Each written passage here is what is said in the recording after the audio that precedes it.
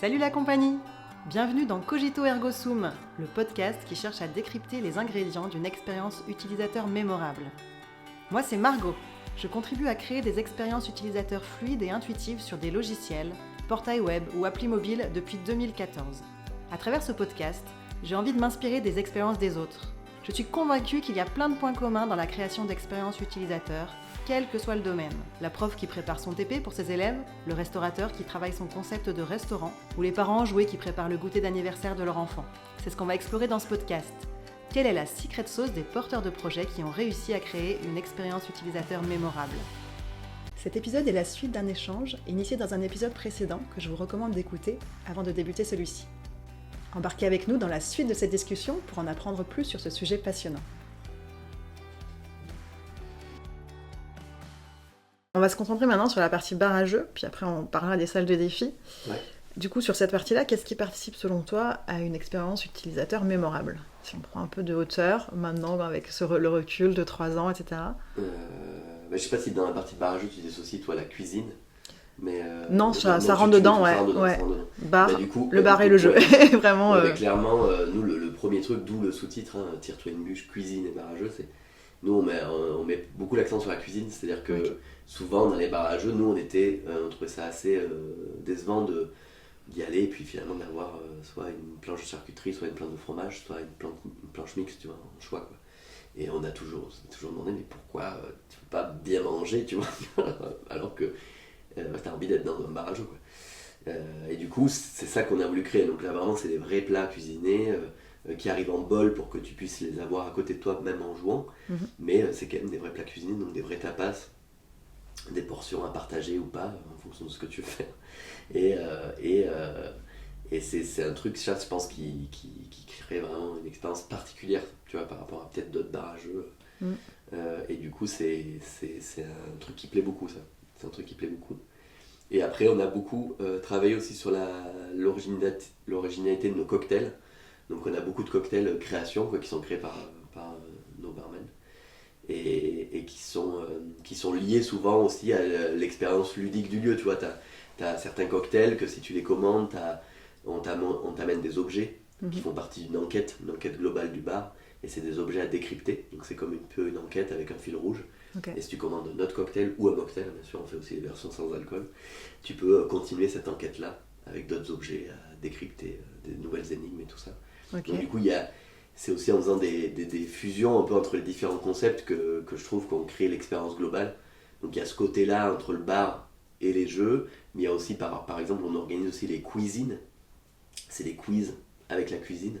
Donc en gros, la cuisine nous prépare des petites bouchées, tout ça, et puis on organise un quiz blind test de dégustation. Tu dois trouver l'ingrédient secret de telle petite bouchée, ou de telle mousse, ou de tel truc.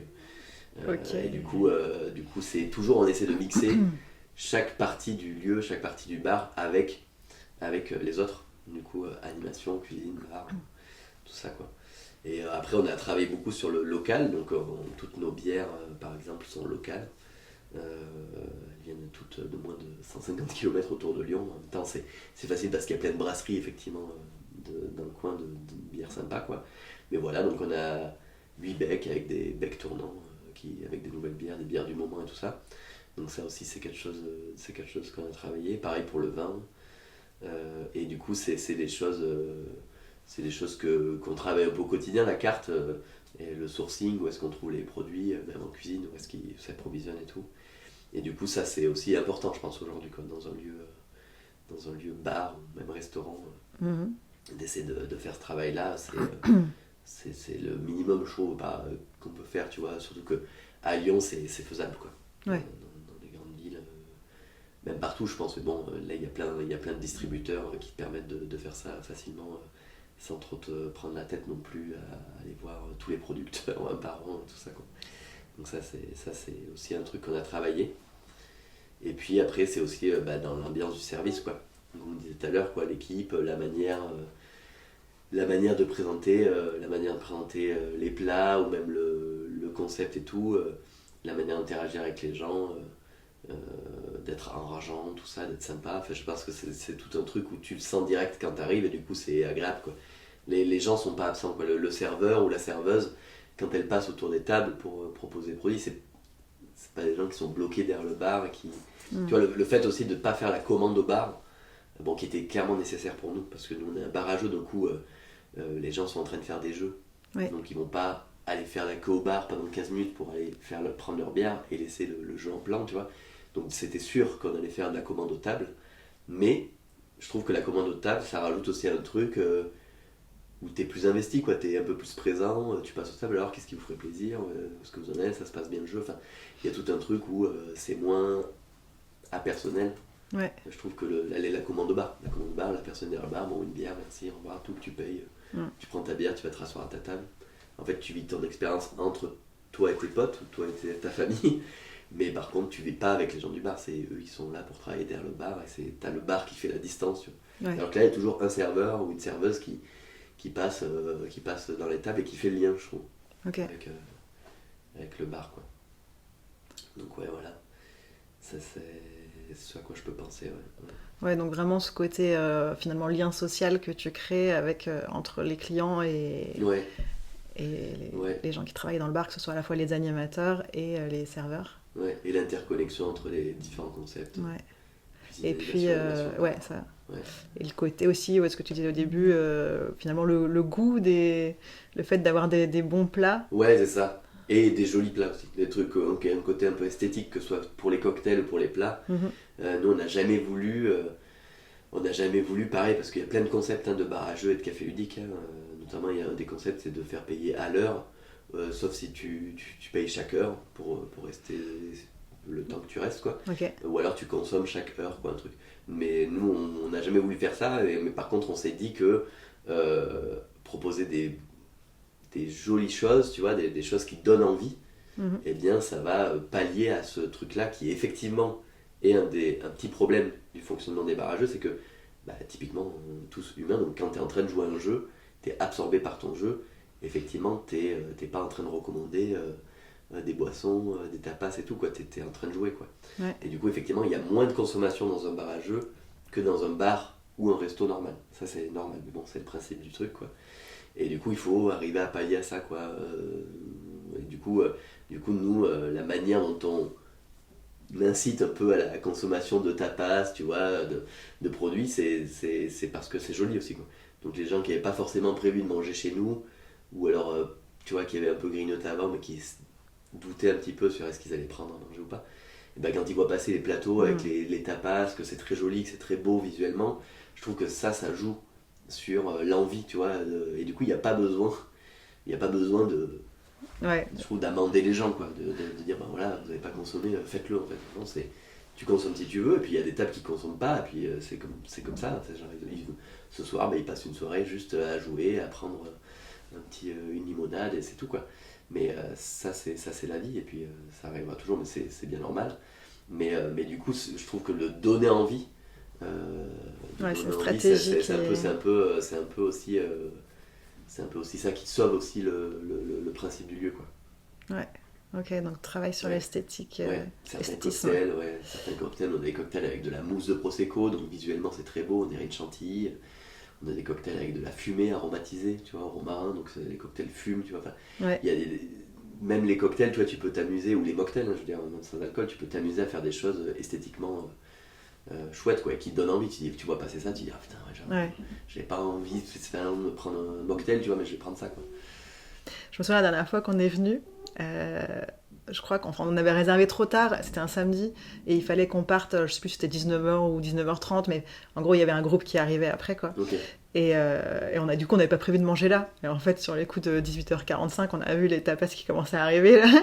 Et on s'est dit, non, en fait, vas-y, tu peux m'en servir vite fait là, 2-3, parce que on va aller manger vite, t'inquiète. Ça donnait trop envie, en fait. C'est ça, c'est clair. Ça fait partie du truc, quoi, je trouve. Pour que l'expérience soit complète, que ce soit joli, beau, sympa. Ouais. Ok. Et alors du coup, on en a déjà parlé un petit peu, mais sur la partie, surtout au début, soft opening, comment aujourd'hui vous évaluez la qualité de l'expérience utilisateur ? Vraiment, comme je disais au début, pour la valorisation du travail tous les jours un peu avec le retour des gens. Mais déjà, il y a le retour de base des gens au quotidien, quoi. S'il y a quelque chose qui s'est mal passé, on le sait de suite parce qu'on règle le truc instantanément. Ouais. Et quand ça s'est bien passé, les gens nous le disent aussi, quoi. C'est aussi agréable, quoi. Quand ils viennent finir leur soirée, tu vois, mais qui nous fassent le retour de... on l'évalue comme ça. Après, on est toujours, nous, en train de se remettre en question. On a une réunion d'équipe toutes les semaines maintenant, de 2 heures, où vraiment tout le monde se retrouve autour de la table. Nous, on a des réunions de co-gérance toutes les semaines pour la gestion courante du lieu. Et puis après, on a des réunions très spécifiques par pôle. Donc moi, j'ai une réunion d'animation toutes les semaines aussi, pour remettre en question l'animation, faire de la veille ludique, trouver les nouveaux jeux qui rentreront dans le bar ou pas.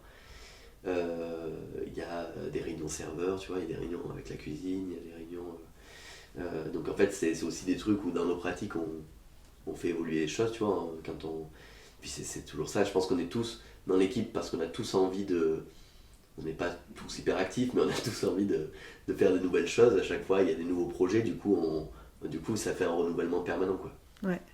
Et je sais qu'il y avait une phrase qui paraît que les parents d'Alex nous avaient dit, il faut toujours... il faut toujours penser à vous renouveler, quoi, tu vois, toujours faire des nouvelles choses parce que ça veut dire que votre lieu est vivant, quoi.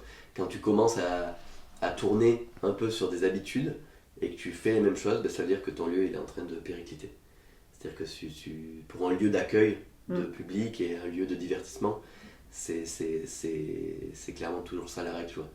Toujours, essayer de toujours surprendre, surtout dans des villes comme Lyon qui sont des grosses villes où il y a 1000 lieux, tu vois, il y a 1000 concepts, 1000 trucs. Toi, t'as intérêt à pas un peu t'endormir sur tes lauriers, quoi. Ouais. Donc, autant au niveau de la cuisine qu'au niveau du bar, qu'au niveau de l'animation, de toujours rester alerte, quoi, sur les nouvelles choses. Donc nous-mêmes, on se fait proactivement ce travail-là. Et puis après, il y a un peu les clients, quoi. Ça fait vachement écho. Tu vois, si tu sais, la dernière interview que j'ai faite, c'était avec Nadine Ravel, donc chercheuse en neurosciences sur la mémoire. Et je lui ai posé plein de questions sur qu'est-ce qui peut rendre une expérience mémorable finalement. Et une des choses qu'elle m'a dit qui est importante, c'est le côté nouveauté. Notre cerveau est un détecteur de nouveauté. Toi-même tu sais. et du coup ce côté se renouveler. Alors attire-toi une bûche, il y a la nouveauté la première fois que tu y vas parce que c'est un lieu un peu insolite ou t'en as pas forcément d'autres comme ça sur Lyon. Mais une fois que tu le connais, d'avoir toujours cette nouveauté justement t'as des nouveaux jeux, t'as des nouvelles animations, t'as des nouvelles choses, des choses qui évoluent. Effectivement, après, ça doit participer au fait que les gens continuent de revenir, quoi. Ouais, c'est clair. Il y a la nouveauté qui prime pas mal. Et puis il y a aussi cet effet je trouve, de la familiarité aussi. C'est pas incompatible, je trouve, mais c'est de se sentir bien dans un lieu, avoir des souvenirs communs, tu vois, avec le lieu, avoir des expériences dans celui-là. Et du coup, ça te permet de le rendre aussi mémorable, quoi. Ouais. Donc tu as vraiment les deux côtés, quoi. Donc nous, on essaie effectivement de toujours surprendre un peu les gens avec des nouveaux événements, des nouvelles choses, des nouveaux cocktails, des nouveaux tapas, tout ça. Et aussi des nouvelles salles de défi, tu vois. Par exemple, récemment, tu vois, cette année, on n'a pas changé le matériel, mais par contre, on a changé le gameplay. Donc on a changé la manière dont tu interagissais à l'intérieur de la salle. Donc les jeux sont nouveaux. Okay. Donc il y a des jeux que tu peux jouer maintenant en compétition entre les gens qui jouent dans la salle. Et puis et cette évolution permanente là, tu vois, elle crée effectivement l'envie de revenir, quoi, pour retester. Tu sais, oui, c'est bon, ce truc qui existe depuis 3 ans, c'est pareil, ils ont les mêmes jeux, bon voilà, c'est... Et sur la partie bar à jeux ou animation, est-ce que tu peux nous donner des exemples de choses que vous avez fait évoluer au fil de ces 3 années ? Ouais, en jeu, ça évolue en permanence parce que toutes les semaines, on rajoute des nouveaux jeux, tu vois, à notre ludothèque. Okay. Donc, il y a de plus en plus de jeux et des nouveautés qui sortent, des trucs qui nous ont bien plu. Nous, on va au festival des jeux, donc que ce soit le festival de Cannes des jeux de société ou le festival de Vichy des jeux de société. Ça nous permet de faire un peu de la veille ludique, c'est-à-dire d'aller voir un peu les prochaines sorties des éditeurs, les tester avant leur sortie, pour pouvoir après, plus tard, peut-être les mettre dans le bar. Et donc on a ce truc-là qui évolue de toute façon en permanence. Et puis côté événements aussi, on a des nouveaux événements qui évoluent, quoi. Au-delà des blind tests, des quiz et tout, on a des événements de vulgarisation scientifique, on a des événements d'enquête, là on est en train avec l'équipe d'animation aussi de créer une sorte de murder party, donc à voir comment ça évolue, à voir comment on la met en place, mais à chaque fois on essaie de se lancer dans des nouveaux projets quoi. Mhm. Et côté du bar, il y a vraiment la création de cocktails et de mocktails, ça c'est sûr. Et ce principe-là est toujours alerte, tu vois, sur des produits un peu sympas, des trucs locaux. Bon, tu vois, la bière du moment, tu vois, change en fonction des saisons, en fonction de... Tu vois, au printemps, on va plus en prendre un truc un peu plus fruité, tu vois, plutôt en hiver, on va prendre plutôt un truc... Ah, c'est intéressant ça, ouais. cette notion de saisonnalité, Ouais, c'est quelque chose que j'ai... Pour le bar, pour le bar à fond, il y a une notion de saisonnalité, pour la cuisine aussi, bien entendu, ça c'est sûr. Et du coup, surtout quand tu travailles en local, quoi, c'était un peu obligé, quoi. Ouais. Et du coup, ça te donne aussi des contraintes pour créer, quoi. C'est-à-dire que tu as vraiment la contrainte de, c'est cette saison-là, il y a tel légume, et tel fruit. Mais du coup, après, dans cette contrainte-là, par contre, tu peux exprimer toute ta créativité. C'est bon, ok, comment on va pas faire comme l'année dernière, comment on réimagine travailler ce produit-là et tout ça, quoi. Et au-delà de la nourriture et de la boisson, sur la saisonnalité, est-ce qu'il y a des choses que vous avez pu observer ou même intellectualiser sur, en hiver, enfin en décembre et en juin, c'est pas les mêmes clients, ils ont peut-être pas les mêmes envies, enfin je sais pas. Ouais.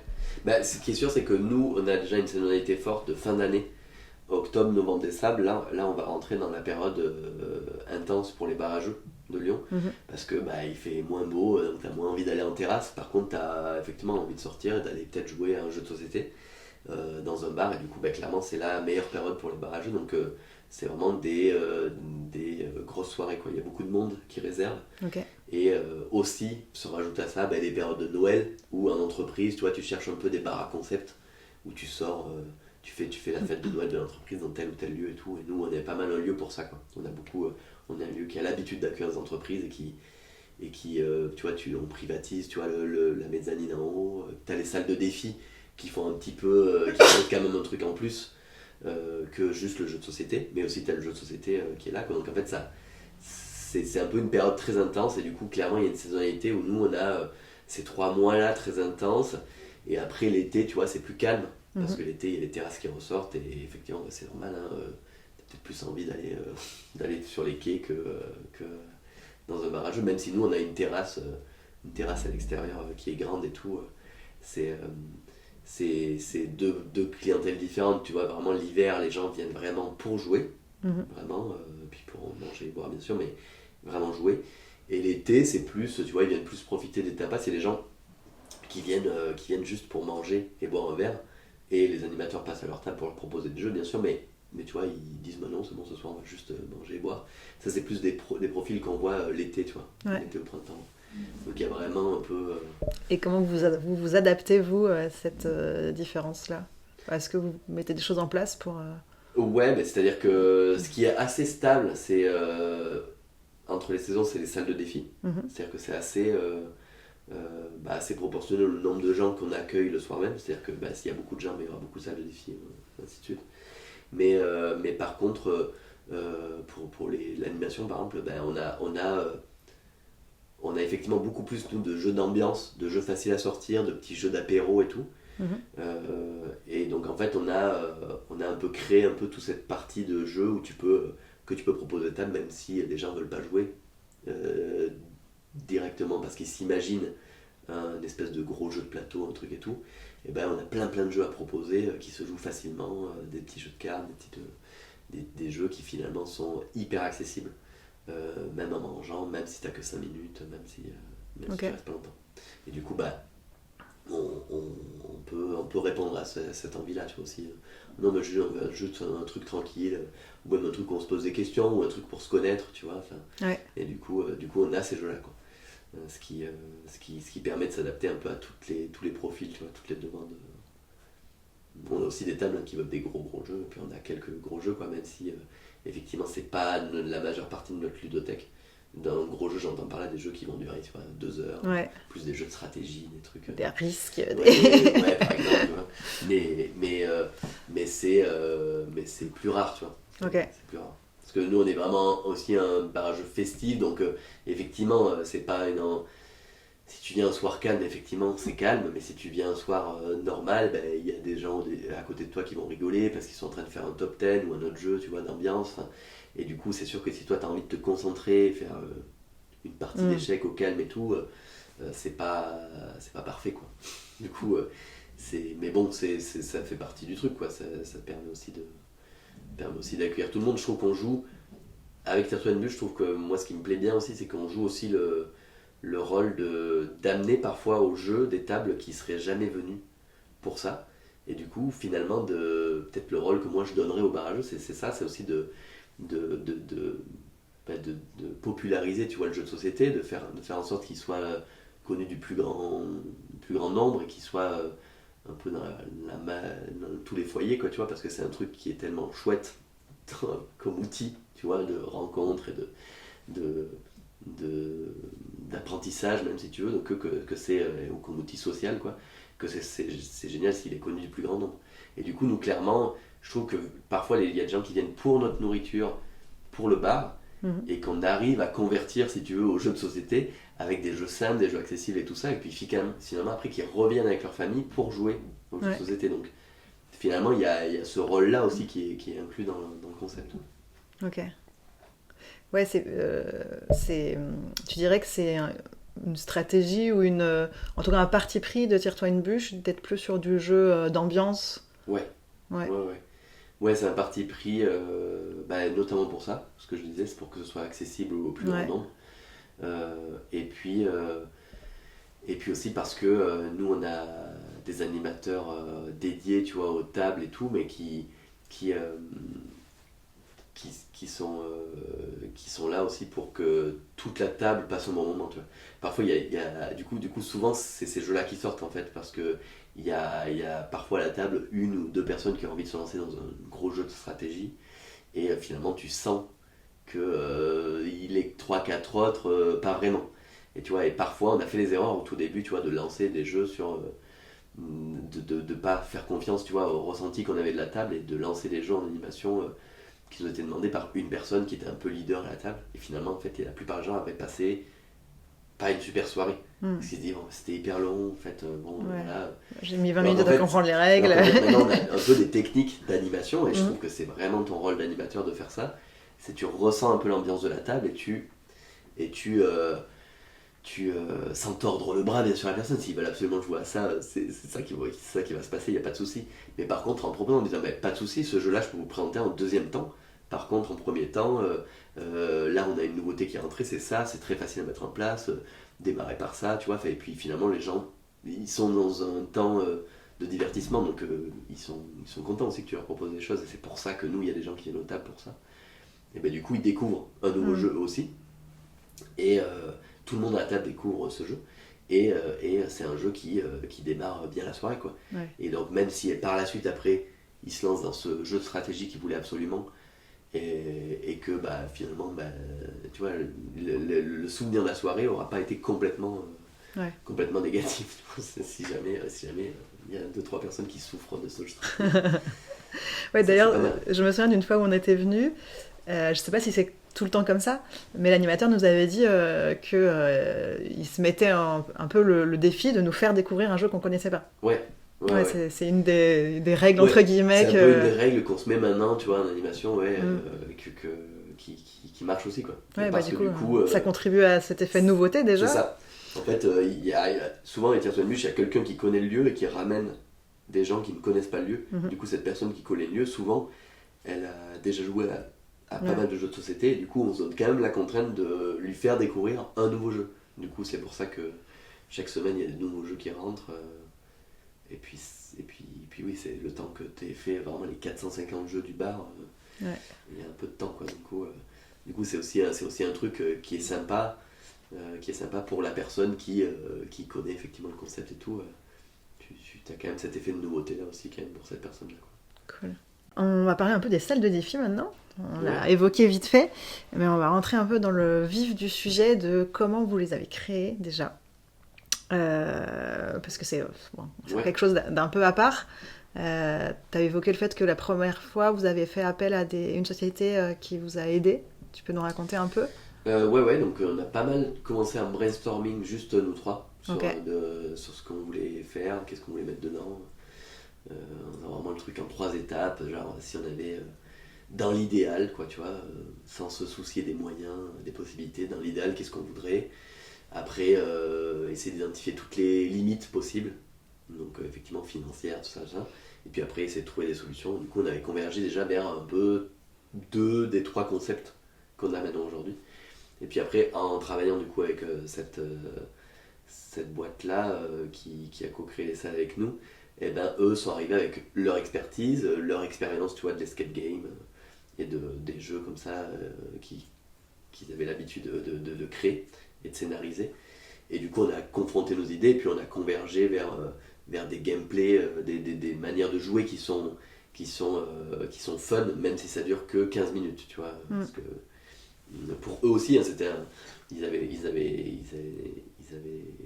ont participé beaucoup à la réflexion, mais c'était aussi un peu un prototypage pour eux parce qu'ils n'avaient jamais fait ça. Du coup, on a vraiment travaillé en concertation. Et puis en faisant des allers-retours, en testant les salles. Donc ils avaient quelques prototypes chez eux quand ils commençaient à travailler sur les salles, que nous on a pu tester, que eux ont pu tester en interne, que eux ont pu faire tester aussi en interne avec des collègues à eux. Et puis comme ça, on a convergé vers ce que les salles sont aujourd'hui. Et cette année, tu vois, on les a fait changer, on a fait changer le gameplay, mais les salles restent identiques au niveau du matériel, mais vraiment on a notamment demandé aux clients, qu'est-ce qu'ils aimeraient voir, aux clients un peu qui connaissent les salles de défi, qu'est-ce qu'ils aimeraient voir un peu de nouveau dans les salles de défi, donc une sorte de boîte à idées, quoi. Et dans cette boîte à idées là, on a sorti les idées des gens. J'ai fait la même chose avec tous mes animateurs, c'est-à-dire que tous les animateurs de Tire-toi une bûche ont proposé des idées d'amélioration des salles, parce que c'est eux qui les connaissent mieux aussi. Et puis ensuite, nous, en co-gérance... Donc, juste de manière individuelle, chacun a noté ses idées. Ouais, c'est ça. Puis j'avais demandé à tout le monde de préparer un peu ça avant la réunion, puis à la réunion, on a tous confronté nos idées, et j'ai tout noté. Du coup, j'avais une sorte pour chacune des 3 salles, de plein d'idées d'amélioration. Et ensuite, avec tous les co-gérants et la personne qui travaille avec nous maintenant sur les salles de défi, qui est le développeur un peu du logiciel des salles de défi et tout, qui est du coup l'expert, lui, de ce qui est possible, ce qui n'est pas possible. Et puis on a confronté chaque idée avec les possibilités. Et puis on a rassemblé ce qui nous semblait le plus pertinent, le plus faisable, dans le temps imparti, quoi. Et puis du coup on a modifié chaque salle l'une après l'autre là-dessus, quoi. Et à chaque fois qu'il y a eu une modification, effectivement, on a toujours une semaine de test où les gens, en fait, on leur demande directement à la fin de la salle leur retour sur ce qu'ils ont trouvé. Ça c'était trop long, ça c'est pas trop long. Et du coup, on affine un petit peu l'expérience client, mais ça c'est plus sur des questions de timing. Genre ce qu'il faut faire dans la salle va pas changer de dingue, mais par contre, c'est juste là la pause est trop courte ou trop longue, tu vois, ou là, bon, ce qu'elle dit, elle le répète, c'est parce que la voix explique les règles dans la salle de défi. Mais là, c'est trop court, j'ai pas compris. Voilà. Du coup, on modifie ça. C'est plus. C'est le dernier truc qu'on fait, puis ensuite la salle est utilisée normalement. Et qu'est-ce que je voulais dire ? Oui, du coup, ce changement de gameplay, l'origine de ce changement, c'est quoi ? C'est que c'est né de nous, notre envie. Ça faisait 2 ans que les salles elles tournaient sur ces gameplays là, et on avait envie. Il y avait aussi des gens qui nous demandaient que les salles soient compétitives, c'est-à-dire que tu puisses jouer à l'intérieur à 4, mais pas en coopération, en compétition, les uns contre les autres à l'intérieur, ou 2 contre 2, enfin bref. Et du coup on s'est dit, c'est pas une mauvaise idée, du coup il faudrait complètement changer le jeu parce que le jeu est pas fait pour ça. Et du coup on commençait à imaginer comment changer le jeu pour le rendre compétitif. On s'est dit, il y a aussi dans le jeu coopératif des trucs qui nous allaient pas, ou qu'on trouvait un peu rébarbatifs, et qu'on voulait un peu dynamiser, tu vois. Et du coup on s'est dit, tant qu'à faire, tant qu'à changer que ça, on a lancé ça. Et ça collait avec aussi une problématique là purement technique, c'est-à-dire que le logiciel qu'on utilisait avant pour gérer les salles de défi, il y avait plein de problématiques. Je ne vais pas rentrer dans les détails, mais en gros on voulait en changer, et du coup il fallait tout recoder ailleurs, et du coup tant qu'à tout recoder ailleurs, autant aussi pareil changer le jeu, tout ça, quoi, l'améliorer. Du coup c'est ce qu'on a fait pour chaque salle. Du coup de toute façon il aurait tout fallu recoder sur notre langage, notre logiciel, du coup autant en profiter pour améliorer, pour finir le truc. Du coup tout est tombé un peu en même temps, du coup on s'est dit go, on fait tout. On fait tout là, ça s'est passé début d'année là. Donc là c'est fini, la dernière salle a été mise à jour en juin. Et du coup là maintenant les 3 salles elles tournent sur leur nouvelle version. D'accord. Ok, donc c'est pas spécialement, enfin à part sur le côté compétitif, ça venait pas spécialement des utilisateurs, c'est plus Non, vous, c'est plus nous. vous aviez observé des choses, enfin Ouais, en le testant vous-même finalement, vous vous disiez ouais, bon ça c'est pas nous-mêmes, ouf. puis... Ouais c'est ça, ouais. Ok. Et surtout je te dis ça vient de cette problématique technique qui fait que dans tous les cas qu'on fasse, c'était l'opportunité finalement. Migrer le code sur d'autres trucs et du coup bah là tant qu'à faire go quoi. Ça c'est souvent dans des projets logiciels que moi j'ai pu intervenir parce que de toute façon il fallait faire une nouvelle version, une refonte parce que le code était plus maintenable, etc. Donc on se dit bon bah allez au passage on va moderniser l'interface et améliorer l'expérience utilisateur. Et c'est souvent comme ça quoi, que ça se passe. Merci d'avoir écouté cet épisode. N'oubliez pas de vous abonner pour ne pas manquer la suite de cette discussion. Restez à l'écoute car dans la suite, nous allons plonger encore plus profondément dans notre sujet. Pour continuer à échanger, questionner et explorer les thématiques autour de l'expérience utilisateur, retrouvez-moi également sur TikTok, vous trouverez le lien en description. C'était Margot dans Cogito Ergo Sum et je vous retrouve très bientôt pour la suite de notre échange.